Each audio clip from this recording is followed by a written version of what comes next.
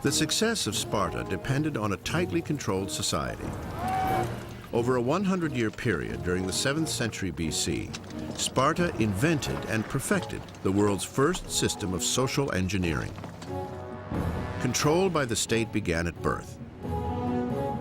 Inferior children were killed.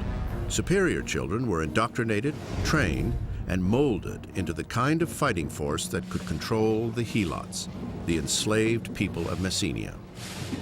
Once you have a small population that must enslave a large population, then each Spartan, in the Spartan view, must be qualitatively superior to every 10 or 12 Messenians. The only way they felt they could achieve that level of military excellence was to bring all of the youths in a group, give them standardized training, and do it from a very early age.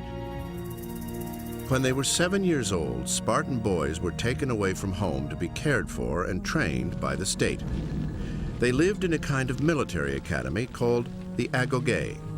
At age 7, the young Spartan boy enters the world of males that really will be his life for the rest of his time, for as long as he survives. Initially, he is brought into what I have sometimes called the Cub Scout troop from hell. The Agoge is 15 years long pep rally. The Spartans are being prepared to go into battle.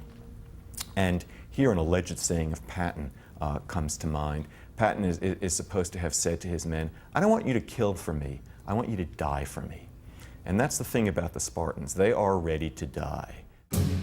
For a Spartan boy's first 5 years in the Agoge, from age 7 to age 12, a government trainer-in-chief called a paidonomos instructed him in basic literacy and physical education.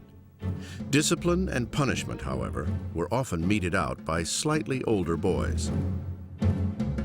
The way to think about it is as if the toughest kids from your junior high school were put in charge of you when you just entered first grade. It is, I think, a system that, in a sense, uses the potential cruelty of children towards one another in order to try to teach this Spartan kid, from the very earliest age, that he has to absolutely obey every order that he is given from anyone who is a superior. It is a terrifying sort of vision.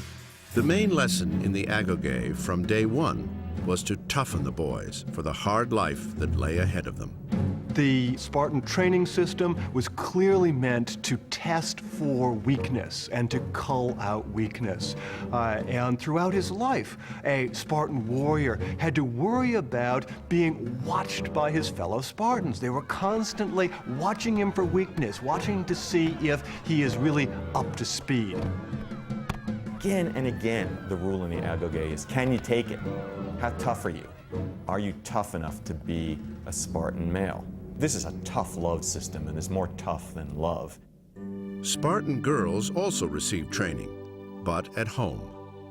She was trained from childhood to be tough, to be physically fit at any rate, to be presumably to some extent self-reliant. Because their raison d'etre was to produce strong sons to defend the community, they ate well, they participated in athletics, so they were, in a way, prime breeding specimens. At age 12, Spartan boys entered the second level of Agoge training, and conditions got much worse. Each boy was issued a single cloth cloak. This was the only garment they were allowed to wear year-round. They were also required